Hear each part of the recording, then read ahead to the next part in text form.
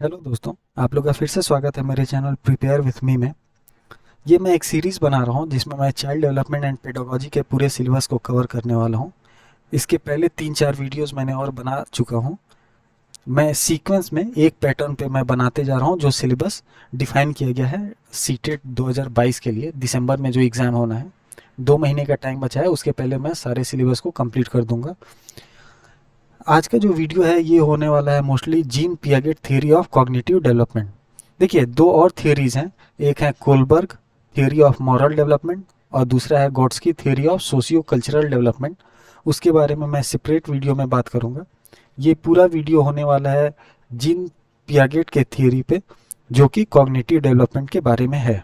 Gene Piaget की picture है। Gene Piaget एक चाइल्ड साइकोलॉजिस्ट थे जिनका जन्म स्विट्जरलैंड में हुआ था। जीन पियागेट ने अपनी ये जो थ्योरी है वो अपने भतीजे, नेफ्यू और अपने डॉटर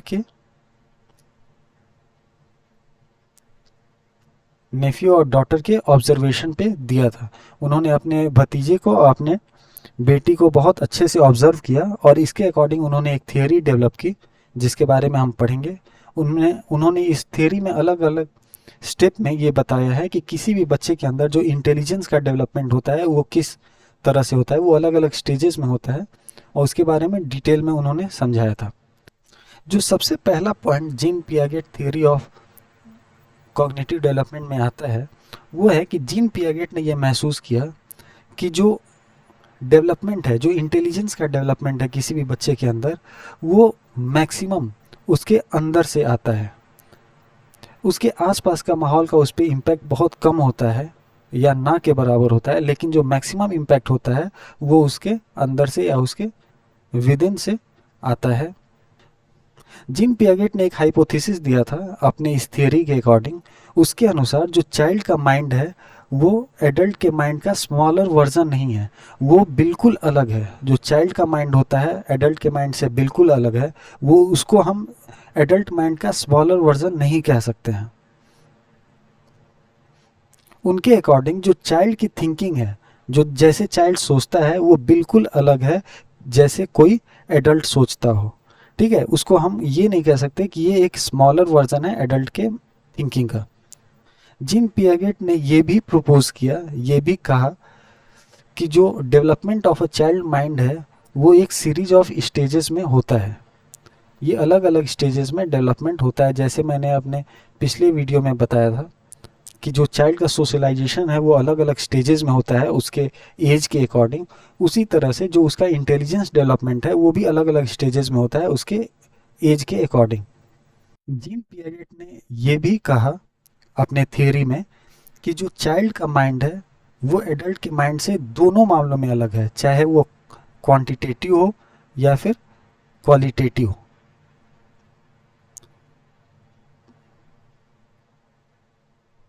क्वांटिटेटिव हो या क्वालिटेटिव, दोनों स्तर से जो चाइल्ड का माइंड है वो अलग होता है किसी भी एडल्ट के माइंड से। इसका मतलब ये नहीं होता कि जो चाइल्ड का इंटेलिजेंस है वो कम है। देखिए, चाइल्ड का माइंड अलग है, उसका इंटेलिजेंस कम या ज़्यादा नहीं है। ये हम ऐसा नहीं कह सकते कि एडल्ट का जो इंटेलिजेंस है वो चाइल्ड के इंटेलिजेंस से ज़्यादा है। नहीं, बस उनके सोचने का तरीका अलग है, उनका जो थिंकिंग प्रोसेस है वो बिल्कुल अलग है। जो पियागेट की स्टेज थियरी है, जो अलग अलग स्टेजेस में चाइल्ड के कॉग्निटिव डेवलपमेंट के बारे में बात करती है, ये बात करता है वो चेंज या वो योग्यता जो बच्चे के अंदर हर स्टेज में अलग अलग बदलता रहता है। कोई भी बच्चा अगर वो 2 साल से कम है तो उसका स्टेज एक अलग है जिसमें उसका जो इंटेलिजेंस है या उसकी जो योग्यता है, एबिलिटीज़ हैं, वो बिल्कुल अलग है। जो एक 16 या 18 साल का बच्चा है उसका जो एबिलिटी है या उसका जो कॉग्निटिव डेवलपमेंट हो रहा है वो दोनों बिल्कुल अलग है। इसमें इंटेलिजेंस का फ़र्क नहीं होता, इसमें थॉट प्रोसेस का फ़र्क होता है। दोनों सोचते अलग अलग तरीके से हैं। जीन पियागेट ने यह भी कहा कि जो अर्ली कॉग्निटिव डेवलपमेंट है, जो बहुत छोटे बच्चों में जो कॉग्निटिव डेवलपमेंट हो रहा है या उसके जो दिमाग में ज्ञान संबंधी जो डेवलपमेंट हो रहा है, विकास हो रहा है, वो बेस्ड होता है एक्शन पे। जो अर्ली कॉग्निटिव डेवलपमेंट है वो बेस्ड होता है एक्शन पर, और जो लेटर जैसे जैसे उसका उम्र बढ़ता है और जो उसके अंदर प्रोग्रेस हो रहा है वो डिपेंड करता है उसके मेंटल कॉम्प्लेक्स ऑपरेशन पे।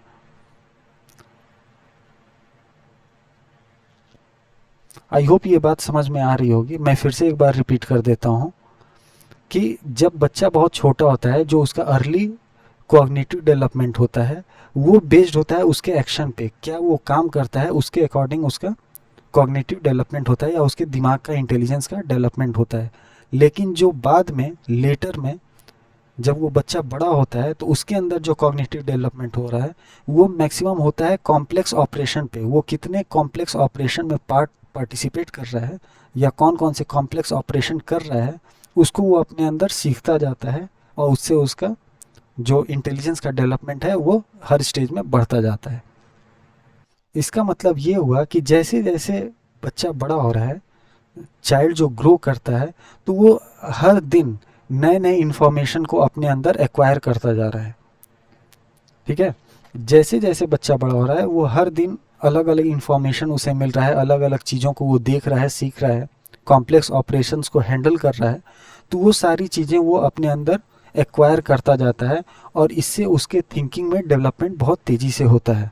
उसके अंदर नए आइडियाज़ आते हैं, नई उसकी स्किल आती हैं जिससे वो अपने आसपास के दुनिया को और आसानी से समझ सकता है, समझ पाता है।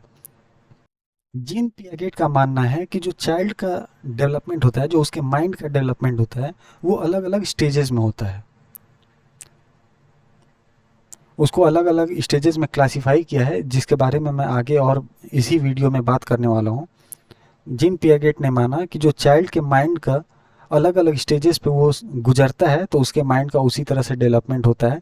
जैसे वो अगर इन्फेंट है तो उसको अलग स्टेज में रखेंगे और उसका डेवलपमेंट अलग प्रकार से होता है, और जब वो एडल्ट हो जाता है तो उसका माइंड एक अलग स्टेज में होता है और वो अलग प्रकार से उसका कॉग्निटिव डेवलपमेंट होता है।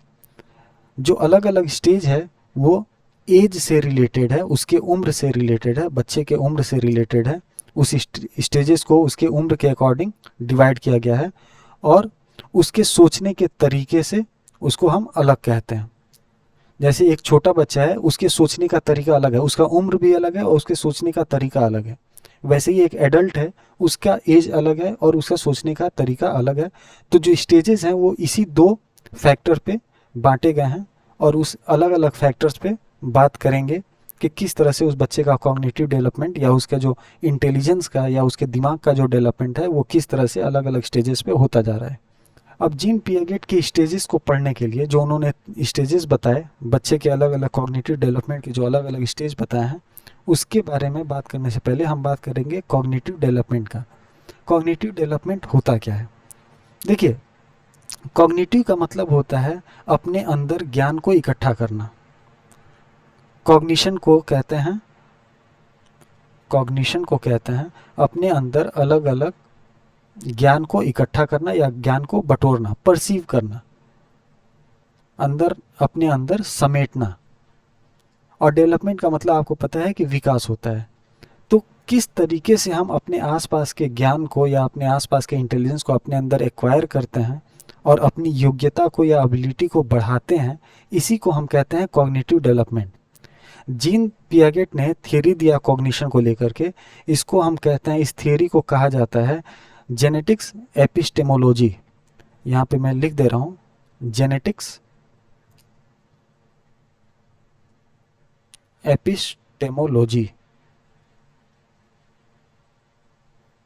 ये जीन पियागेट के थियरी ऑफ कॉग्निशन डेवलपमेंट का एक नाम है, उसको हम कहते हैं जेनेटिक्स एपिस्टेमोलॉजी। अब आगे हम बात करते हैं कि पियागेट की जो थियरी है कॉग्निशन डेवलपमेंट के बारे में, ये 3 प्रोसेस में होता है। इसको हम आगे बात करते हैं कि जो पियागेट की थियरी है कॉग्निशन के बारे में, ये अलग अलग 3 प्रोसेस में होता है। जो फर्स्ट प्रोसेस होता है उसको कहते हैं एसिमिलेशन। एसिमिलेशन। इसी तरीके से जो दूसरा प्रोसेस है इसे हम कहते हैं एकोमोडेशन। अकोमोडेशन।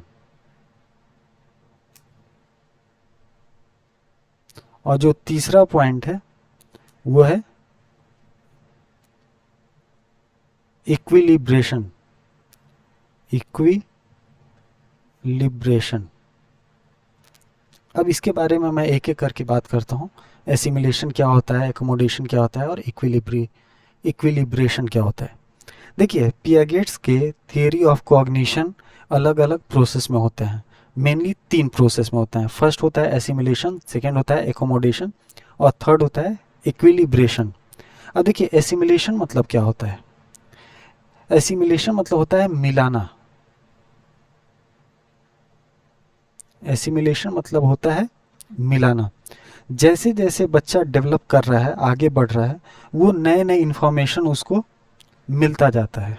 ठीक है, नए नए जो इंफॉर्मेशन है वो उसको इकट्ठा करता है, और जो उसका पुराना डेवलप्ड जो उसके पास इंटेलिजेंस है उसमें उसको मिलाना।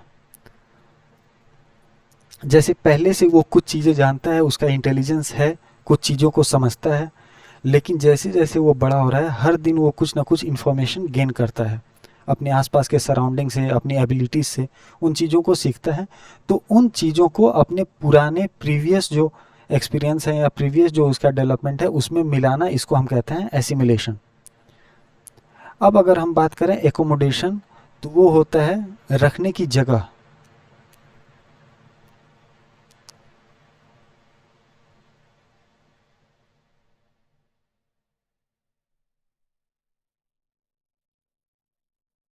एकोमोडेशन मतलब होता है रखने की जगह। देखिए, जैसे जैसे उसे नया इन्फॉर्मेशन मिला उसने उसको अपने दिमाग में रखा।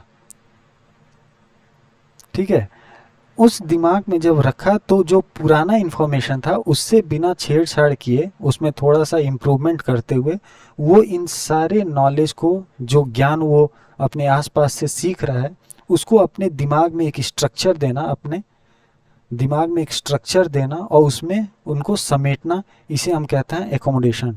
पहला क्या है, एसिमिलेशन। हर दिन नए नए इन्फॉर्मेशन को मिल रहा है, वो अपने दिमाग में पुराने इन्फॉर्मेशन से मिलाना।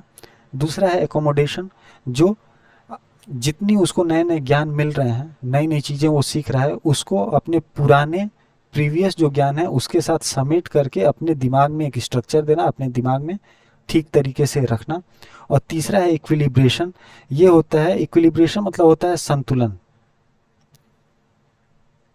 संतुलन, इसका मतलब ये हुआ कि जो बच्चा नई ज्ञान को अपने माइंड में एसिमिलेट किया है और एकोमोडेट किया है, इन दोनों के बीच में संतुलन बनाना। अगर इन दोनों के बीच में वो संतुलन बना लेता है तो उससे वो, उसका जो दिमाग है वो अपने बेस्ट तरीके से काम करेगा, उसका फंक्शन एकदम बेस्ट हो जाएगा अगर उसने एकोमोडेशन और एसिमिलेशन का संतुलन अपने दिमाग में कर लिया तो ये 3 प्रोसेस होता है कॉग्निशन डेवलपमेंट का। ठीक है, आपको समझ में आ गया। अब चलते हैं अगले टॉपिक पे, जो है स्टेजेस ऑफ कॉग्निटिव डेवलपमेंट। देखिए, अभी मैंने बताया कि gene Piaget theory of cognition development में जीन पियागेट ने ये माना कि जो बच्चे का इंटेलिजेंस है, जो बच्चे की कॉग्निटिव डेवलपमेंट है, वो अलग अलग स्टेजेस पे होती हैं।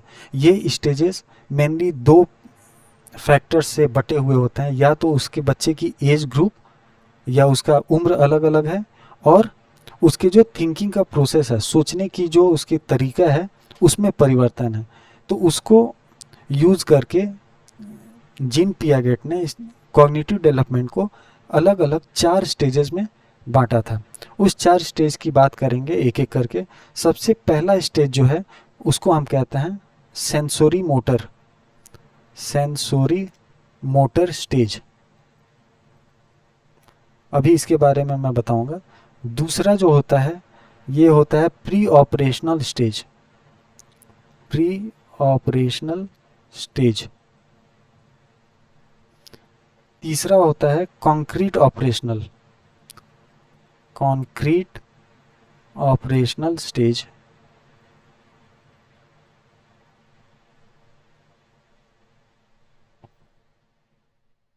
और चौथा स्टेज जो है उसको हम कहते हैं formal operational stage, formal operational stage. ठीक है, तो जीन पियागेट ने जो अलग अलग स्टेजेस हैं उनको 4 पार्ट में डिवाइड किया। उनके अकॉर्डिंग इस 4 पार्ट में अलग अलग स्टेजेस में बच्चों का जो इंटेलिजेंस का डेवलपमेंट होता है या कॉग्निटिव का डेवलपमेंट होता है वो इसी 4 स्टेज में होता है।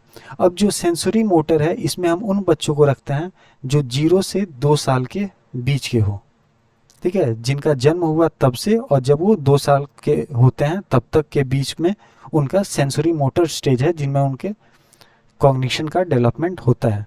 प्री ऑपरेशनल जो स्टेज है ये होता है 2 to 7 ईयर्स के बीच के बच्चों को इसमें इस कैटेगरी में रखा गया है।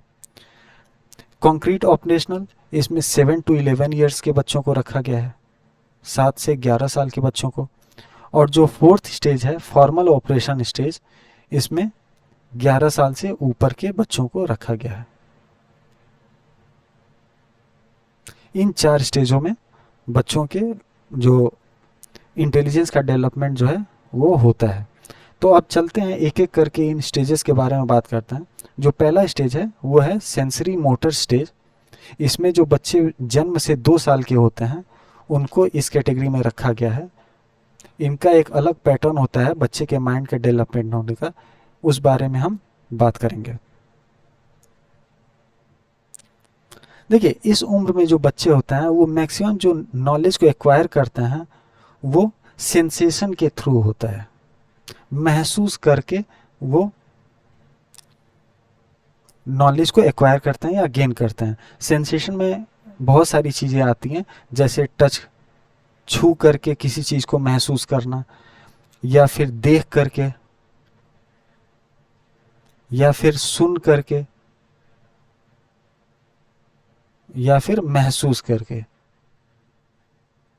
जो 0 से 2 साल के बच्चे होते हैं वो सेंसेशन का प्रयोग करके नई चीज़ों को सीखते हैं, या तो वो टच करके या देख के या सुन के या फिर महसूस करके नई नई चीज़ों को सीखते हैं, और जो उनके अंदर दिमाग का जो विकास है वो उसी तरीके से होता है।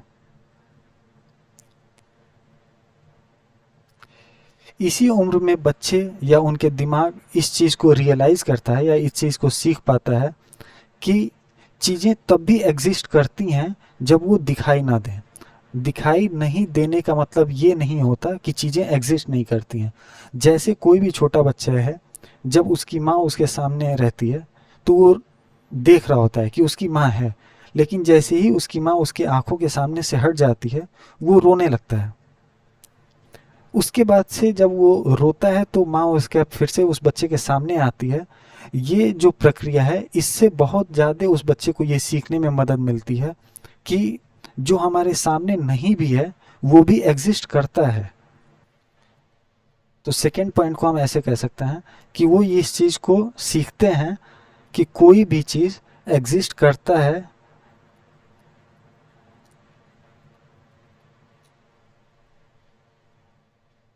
कोई भी चीज़ एग्जिस्ट करता है even if they cannot be seen, अगर वो दिखाई ना दे रहा हो फिर भी।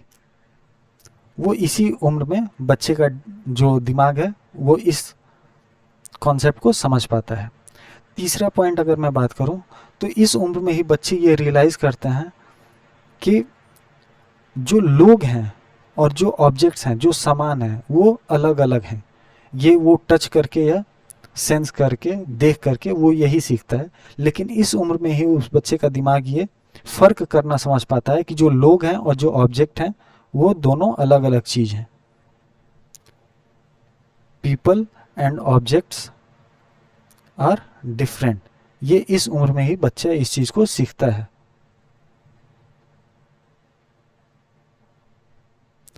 और अगर फोर्थ पॉइंट की बात करें तो इस उम्र में ही बच्चा ये रियलाइज़ करता है कि उसका जो एक्शन है वो अपने आसपास कुछ परिवर्तन ला सकता है।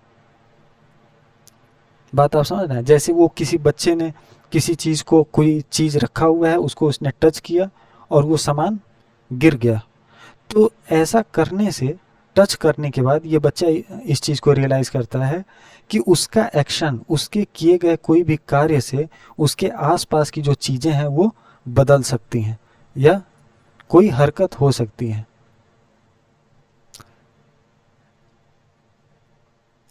इसको हम लिख सकते हैं things to happen due to their actions. ये भी बच्चे जो है इस उम्र में ही सीखते हैं।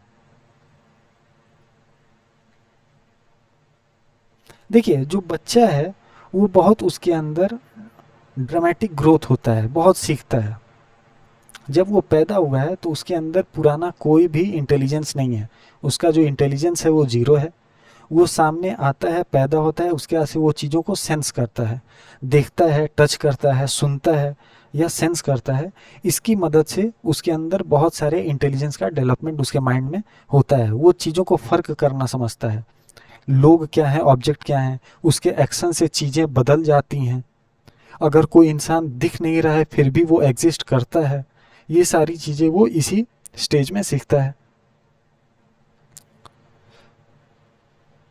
जैसे जैसे अगर फिफ्थ पॉइंट की बात करूं तो फिफ्थ पॉइंट को ऐसे कह सकते हैं कि जैसे जैसे वो चीज़ों को देखता है या इंटरेक्ट करता है, उनसे बात करने की कोशिश करता है, तो वो समझ पाता है कि ये दुनिया काम कैसे करती है।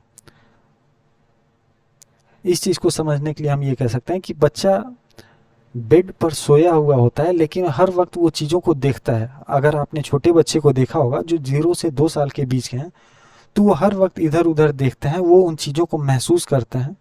और वो महसूस करते समय वो ये इस चीज़ को सीखते हैं कि जो आसपास का दुनिया है वो किस तरीके से काम कर रहा है, लोग आपस में किस तरीके से बात कर रहे हैं।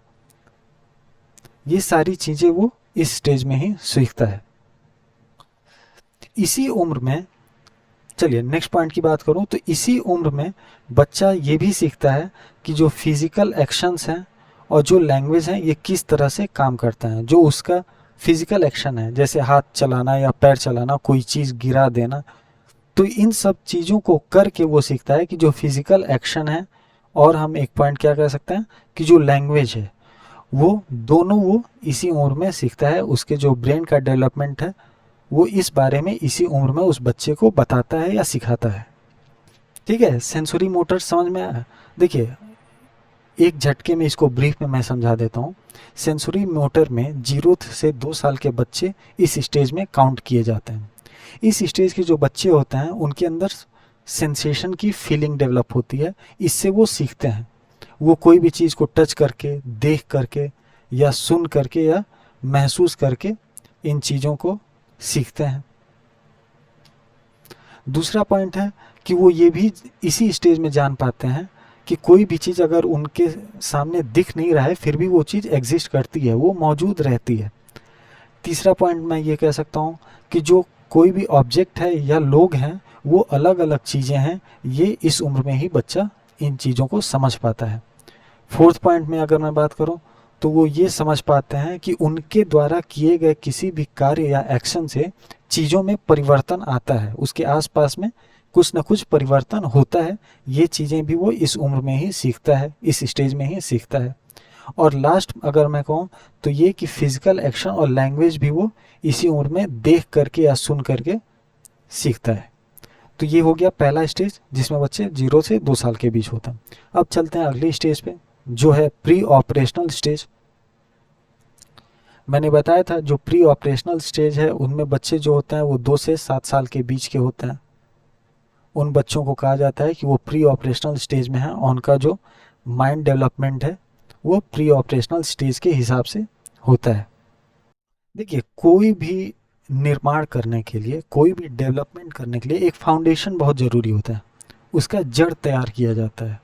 जो इसका सेंसरी मोटर स्टेज था इसमें उस बच्चे के फाउंडेशंस पड़ गए हैं, बच्चे के जड़ जो हैं वो पड़ गए हैं। अब आगे उन जड़ों से ऊपर की तरफ ही उस बच्चे का डेवलपमेंट होना है। मैंने पहले ही इस बात का जिक्र किया है कि जो जीन पियागेट की थ्योरी है उसमें उन्होंने बताया कि जो बच्चे हैं वो नए नए नॉलेज को एक्वायर करते हैं, अपने अंदर समेटते हैं, नई नई जानकारियों को इकट्ठा करते हैं, पुरानी जानकारियों को रखे रहते हैं और उसमें एडिशन करते हैं, नई नई जानकारियों को एसिमिलेट करते हैं, उसके ऐसे उसको एकोमोडेट करते हैं और जब दोनों के बीच में इक्विलिब्रियम बनाते हैं तो जाकर के उनका डेवलपमेंट आगे की तरफ बढ़ता है। अब पिछले स्टेज में उस बच्चे का फाउंडेशन पड़ गया है। अब इस स्टेज में जब आता है तो बच्चा, पहले पॉइंट में अगर बात करूं तो लैंग्वेज इस स्टेज का सबसे बड़ा पॉइंट है जो बच्चा सीखता है, लैंग्वेज। 2 से 7 साल के बीच में बच्चा जो है लैंग्वेज सीखता है। लैंग्वेज के फाउंडेशन जो है उसने जब पिछले स्टेज में था, सेंसरी मोटर स्टेज में था, तो उसने देखा, लोगों को सुना, उसको अपने अंदर एक्वायर किया, अपने अंदर इकट्ठा किया। फिर जैसे ही वो प्री ऑपरेशनल स्टेज में आता है, 2 से 7 साल के बीच आता है, तो उस लैंग्वेज का इस्तेमाल करना धीरे धीरे सीखता है और अपने अंदर लैंग्वेज को सुन करके, देख करके इकट्ठा करता है और उसी हिसाब से बात करता है। अगर लैंग्वेज की बात करूं तो सिंपल सा प्रूफ ये है कि अलग अलग दुनिया में अलग अलग भाषाएं बोली जाती हैं, तो उनके जो बच्चे होते हैं वो मदर टंग क्यों सीखते हैं? सबसे पहले उनको आसानी होती है, क्यों? क्योंकि जब वो सेंसरी मोटर स्टेज में है, उसी समय से उस चीज़ों को वो देख रहे हैं, सुन रहे हैं, उस चीज़ों को अपने अंदर इकट्ठा कर रहे हैं। ठीक है, तो इसको बहुत आसानी से समझा जा सकता है कि इस स्टेज में जो लैंग्वेज है ये एक हॉलमार्क है। बच्चे लैंग्वेज इसी स्टेज में सीखते हैं। ये बहुत इंपॉर्टेंट पॉइंट है। दूसरा पॉइंट अगर मैं कहूँ तो इसी स्टेज में 2 से 7 साल के बीच में जो बच्चे हैं वो सिंबॉलिक थिंकिंग को समझते हैं। सिंबॉलिक थिंकिंग क्या होता है? कोई भी सिंबल, किसी भी चिन्ह का यूज़ करके एक आइडिया लगाना। तो सिंबॉलिक थिंकिंग जो है इस स्टेज में बहुत तेज़ी से डेवलप होता है।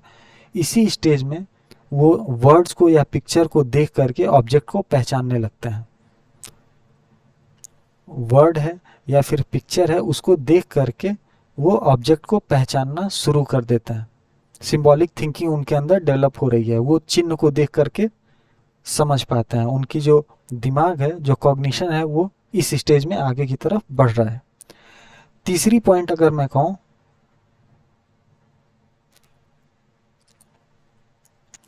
तो बच्चे जो होते हैं वो ईगो सेंट्रिक होते हैं। इस स्टेज में जो बच्चे हैं वो ईगो सेंट्रिक होते हैं। ईगो सेंट्रिक का मतलब ये हुआ कि वो दूसरे के नज़रिए से दुनिया नहीं देख सकते। वो पिछले स्टेज से इस स्टेज में जो देखे, जो सीखे, उसी पर वो ज़्यादा विश्वास करते हैं। वो इस चीज़ में विश्वास नहीं करते कि दूसरा दुनिया को कैसे देखता है। जैसे अगर कोई खिलौना पड़ा है, बच्चा उठा करके हाथ से गिरा देता है, उसको अपने ऊपर जो उसने सीखा है उस पर वो ज़्यादा निर्भर रहता है। उसे इस बात की फ़र्क नहीं पड़ती कि उसकी माँ उसके इस एक्शन के बारे में क्या सोचती है। जैसे उसकी माँ के पर्सपेक्टिव से अगर बात करूँ तो खिलौना गिराने से खिलौना टूट जाएगा, लेकिन ये बात बच्चा शुरू में जब 2 से 7 साल के बीच में होता है तो पहले वो नहीं मानता है। जैसे जैसे डेवलपमेंट होता है उस चीज़ को मानने लगता है, लेकिन अभी इस उम्र में प्री ऑपरेशनल स्टेज में वो बहुत ईगो सेंट्रिक होता है, अपने ऊपर ही भरोसा करता है। उसने जो सीखा है उसी को वो ज़्यादा मानना पसंद करता है। फोर्थ पॉइंट की बात करूँ तो इस उम्र में जब प्री ऑपरेशनल स्टेज में होते हैं तो वो लैंग्वेज में, बात करने में और थिंकिंग में बहुत बेहतर हो जाते हैं। इस स्टेज में उनका जो दिमाग है वो और अच्छे से सोचना शुरू कर देता है। अपने आसपास आपने बहुत सारे बच्चों को देखा होगा, तो आप इस चीज़ को रिलेट कर पा रहे होंगे कि मैं क्या कहना चाह रहा हूँ। इस स्टेज में बच्चे का जो लैंग्वेज है और जो उसकी थिंकिंग है वो बहुत ज़्यादा इम्प्रूव हो जाती है। और लास्ट पॉइंट की बात करूँ तो इसी स्टेज में जो बच्चा है वो कॉन्स्टेंसी की जो इसी स्टेज में बच्चा जो कॉन्स्टेंसी है उसको समझने में उसको दिक्कत आती है। कोई भी चीज़ कांस्टेंट, आज वो किसी एक खिलौने से खेल रहा है, दूसरा किसी और खिलौने से खेल रहा है, वो किसी भी चीज़ पे कांस्टेंट नहीं है। उसका जो दिमाग है हर वक्त बदलता रहता है। तो कॉन्स्टेंसी को समझना इस स्टेज में उसको बहुत दिक्कत होती है, किसी भी बच्चे को जो वो प्री ऑपरेशनल स्टेज में है। तो I hope pre operational stage के बारे में आपको बहुत क्लियर आइडिया हो गया होगा। प्री ऑपरेशनल स्टेज को मैं ब्रीफ में एक बार फिर से रिपीट कर देता हूँ कि 2 से 7 साल के बच्चों को प्री ऑपरेशनल स्टेज में कंसिडर किया जाता है gene Piaget theory of cognition development के अकॉर्डिंग। इस स्टेज में जो लैंग्वेज है वो एक हॉलमार्क है, बच्चे लैंग्वेज को ही इसमें सीखते हैं। दूसरा, वो सिंबॉलिक थिंकिंग उनके अंदर डेवलप हो जाती है, जिससे वो कोई भी पिक्चर देख के या वर्ड्स को देख करके वो समझ जाते हैं कि किसके बारे में बात हो रही है, या आइडिया वो लगा लेते हैं। तीसरा है कि वो इस स्टेज में बच्चे बहुत ईगो सेंट्रिक होते हैं, उनके अपने पर्सपेक्टिव पे वो ज़्यादा फोकस्ड होते हैं। वो इस नज़रिए को नहीं एक्सेप्ट करते हैं कि जो सामने वाली दुनिया की जो पर्सपेक्टिव है वो क्या है। चौथा है कि इस स्टेज में लैंग्वेज और थिंकिंग बहुत तेज़ी से डेवलप होती है और बच्चे इस स्टेज में लैंग्वेज और थिंकिंग को समझ पाते हैं। और पांचवा है कि उसके अंदर कॉन्स्टेंसी की समझ बहुत मुश्किल से होती है, इस स्टेज में वो कांस्टेंट नहीं होता। अब चलते हैं तीसरे स्टेज के बारे में, जो है कॉन्क्रीट ऑपरेशनल स्टेज। मैंने बताया था कॉन्क्रीट ऑपरेशनल स्टेज में 7 से 11 साल के बच्चों को इस स्टेज में कंसिडर किया जाता है। 7 से 11 साल के बच्चों को इस स्टेज में कंसिडर किया जाता है। अब इस स्टेज की बात करें तो एक एक करके मैं पॉइंट्स की बात करता हूँ। फर्स्ट पॉइंट अगर हम कहेंगे तो जो चाइल्ड है वो अभी भी बहुत कॉन्क्रीट है, उसकी जो थिंकिंग है वो बहुत कॉन्क्रीट है। कॉन्क्रीट का मतलब क्या होता है ये अभी मैं बताऊंगा आगे। तो चाइल्ड की जो थिंकिंग है वो बहुत कॉन्क्रीट है और अब जो है वो लॉजिक को अपने अंदर एडॉप्ट करना शुरू कर चुके हैं। देखिए मैं पहले बात कर लेता हूँ कॉन्क्रीट और एब्स्ट्रैक्ट की। दो तरह की थिंकिंग में आगे बार बार डिस्कस करूंगा, एक होता है कॉन्क्रीट, एक होता है एब्स्ट्रैक्ट। देखिए कॉन्क्रीट थिंकिंग उसको कहते हैं जिसमें हम किसी भी चीज़ को महसूस करके, जो हम सोच एक अपने अंदर बनाते हैं, किसी भी चीज़ को महसूस करके, सेंस करके। जैसे पेन है या फिर एग्जाम्पल के लिए कार है, इसको देख करके सेंस करके हम आइडिया लगा सकते हैं, इसको हम कहते हैं कॉन्क्रीट थिंकिंग। ठीक है। और एब्स्ट्रैक्ट थिंकिंग क्या होती है, जिसे हम अपने दिमाग का प्रयोग करके समझ पाएँ, अपने इंटेलेक्ट का प्रयोग करके समझ पाएँ। जैसे कोई भी भावना हुई, जैसे कोई सच्चाई हुई, ट्रुथ, इसको देख करके या टच करके हम नहीं बता सकते हैं कि कौन सच बोल रहा है कौन झूठ बोल रहा है। उसी तरीके से काइंडनेस, दया, ये हम देख के नहीं बता सकते कि किसके अंदर दया है या किसके अंदर दया नहीं है। ये हम अपने दिमाग का या इंटेलिजेंस का प्रयोग करके बताते हैं। समझ में आ रहा?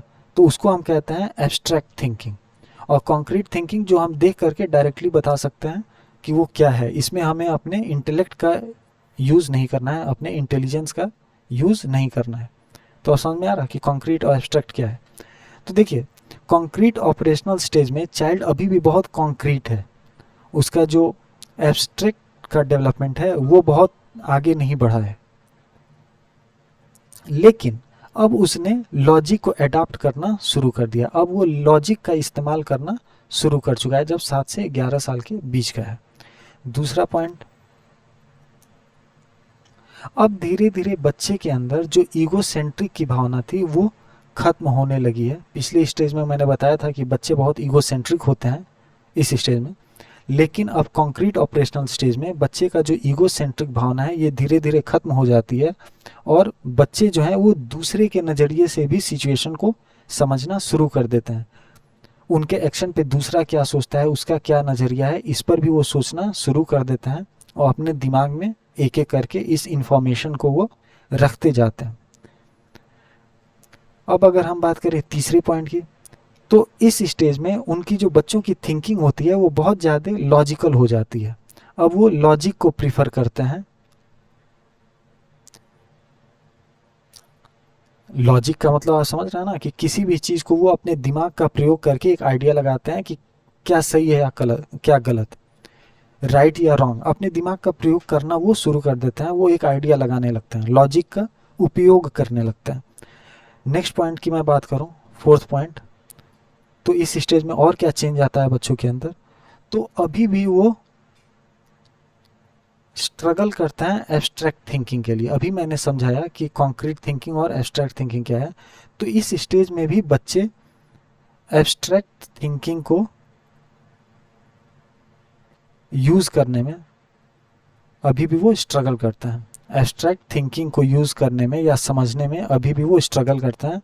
इस स्टेज में भी उनको एब्स्ट्रैक्ट इंटेलिजेंस का यूज़ करके वो नहीं बता सकते हैं। कोई भी 11 साल का बच्चा अपने इंटेलिजेंस का यूज़ करके ये नहीं बता सकता कि कौन सा इंसान दयालु है और कौन नहीं है, या कौन सी बात सही है या कौन सी बात गलत है। इस स्टेज में वो नहीं हो पाता। वो होता है आखिरी स्टेज में, फोर्थ स्टेज में, जो है फॉर्मल ऑपरेशनल स्टेज। लेकिन अभी मैं बात कर रहा हूँ कॉन्क्रीट ऑपरेशनल स्टेज में। इस स्टेज में एब्स्ट्रैक्ट थिंकिंग जो होती है ये महसूस करने में बच्चों को दिक्कत होती है। नेक्स्ट पॉइंट की बात करूं, पांचवा पॉइंट, तो इस स्टेज में बच्चे यूनिकनेस का कॉन्सेप्ट समझ पाते हैं। इस स्टेज में जब वो कॉन्क्रीट ऑपरेशनल स्टेज में है तो बच्चे यूनिकनेस का कॉन्सेप्ट समझ पाते हैं। यूनिकनेस मतलब क्या होता है? देखिए, ये हम जानते हैं कि हम दुनिया में हर एक दूसरे से अलग हैं। सब लोगों की थिंकिंग अलग होती है, ये हम समझते हैं। सब कोई एक जैसा महसूस नहीं करता है, ये हम जानते हैं। तो ये जो यूनिकनेस है, सबका अलग अलग थिंकिंग, अलग अलग उनकी जो फीलिंग है वो सबकी अलग अलग होती है, यूनिक होती है। तो ये कॉन्सेप्ट इस उम्र में बच्चे इस स्टेज में ये सीख जाते हैं या समझ जाते हैं। उनका जो दिमाग है वो इस चीज़ को समझ जाता है बहुत आसानी से कि सब दुनिया में अलग अलग लोग हैं, उनकी जो थिंकिंग है, उनकी जो फीलिंग है वो यूनिक हो सकती है। ऐसा ज़रूरी नहीं कि सब एक जैसा ही सोचें या सबकी फीलिंग एक जैसी ही हो। तो इस स्टेज में बच्चे को ये बहुत आसानी से समझ जाता है। अब चलते हैं आखिरी स्टेज में, जो कि है फॉर्मल ऑपरेशनल स्टेज। अब ये स्टेज तो बहुत इजी हो जाता है, आप जानते हैं। फॉर्मल ऑपरेशन स्टेज में सबसे पहला जो पॉइंट है वो है कि बच्चे की जो लॉजिक है, लॉजिकल थिंकिंग, वो बहुत बढ़ जाती है। वो अब लॉजिकल थिंकिंग का यूज़ कर सकते हैं। उनका जो माइंड है वो अब इस स्तर पे डेवलप हो गया है कि वो लॉजिकल थिंकिंग का काम कर सकें। वो बहुत कॉम्प्लेक्स मैटर को भी लॉजिकली सॉल्व कर सकते हैं।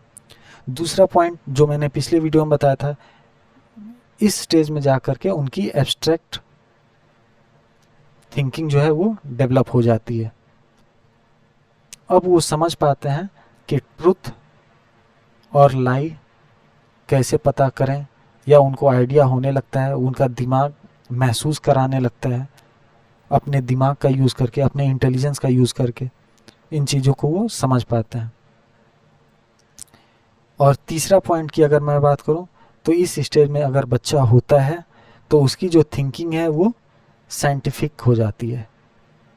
अब वो कोई भी चीज़ साइंटिफिकली समझ पाता है, अपने आसपास की चीज़ों को समझ पाता है, हर एक चीज़ जो साइंस से जुड़ी हुई है उन चीज़ों को समझ पाता है, अंतर कर पाता है। अपने आसपास की दुनिया में जो भी साइंटिफिकली चीज़ हो रही हैं उनको वो इस स्टेज में जा कर के समझ पाता है। तो देखिए, ये 4 स्टेज की मैंने बात की। आपको समझ में आ रहा होगा कैसे एक एक स्टेज में बच्चे का जो डेवलपमेंट है, जो उसके बच्चे की लॉजिकल थिंकिंग का डेवलपमेंट है, इंटेलिजेंस का डेवलपमेंट है, वो हर स्टेज में अलग अलग तरीके से आगे बढ़ता जा रहा है। हर स्टेज में एक चीज़ आप कॉमन पाए होंगे कि वो पिछले स्टेज की जो थिंकिंग है उसमें नए स्टेज की थिंकिंग को ऐड कर लेता है, एसिमिलेट कर लेता है। जो मैंने 3 प्रोसेस बताए थे, पहला था एसिमिलेट, तीसरा था एकोमोडेट,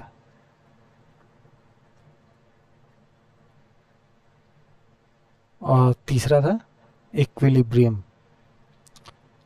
तो आप ये चीज़ इसमें समझ पा रहे हैं कि बच्चा जो है वो सारी जो इन्फॉर्मेशन है, जो चीज़ें उसका इंटेलिजेंस है, वो एसिमिलेट करता जा रहा है, एक से दूसरा सीख रहा है और दोनों को आपस में जोड़ करके अपने दिमाग में वो रखते जा रहा है। एकोमोडेट करता है, अपने दिमाग में उन सारे इन्फॉर्मेशन को एक साथ इकट्ठा करता है। और तीसरा इक्विलिब्रियम, जब वो एसिमिलेट और एकोमोडेट दोनों के बीच में इक्विलिब्रियम, संतुलन बनाया रखता है, तो उसका जो डेवलपमेंट है बहुत आसानी से होने लगता है। उसके माइंड का डेवलपमेंट जो बहुत आसानी से हो जाता है। ठीक है, अब चलते हैं हम लास्ट पॉइंट पे, जो है एजुकेशनल इम्प्लीकेशन ऑफ पियागेट्स थियरी। जो पियागेट्स थियरी है, इसका स्कूल में किस तरह से इम्प्लीकेशन किया जाए, या इसे इम्प्लीकेशन करने से क्या क्या फ़ायदे होते हैं, इसके बारे में 2-3 पॉइंट मैं बताऊंगा। उसके बाद से इस वीडियो को यहीं पे ख़त्म करूंगा। तो अगर पहली पॉइंट की बात करूं, देखिए, पियागेट्स थियरी का सबसे बड़ा जो बेनिफिट है किसी भी टीचर के लिए, वो है अगर ये समझ गए कि पियागेट की थियरी क्या है, जो बच्चे की माइंड का डेवलपमेंट किस तरह से अलग अलग स्टेजेस में हो रहा है, तो इससे करिकुलम, जो सिलेबस है, बच्चे को क्या पढ़ाना है और कैसे पढ़ाना है, करिकुलम जो है इसको डेवलप करने में बहुत आसानी होगी।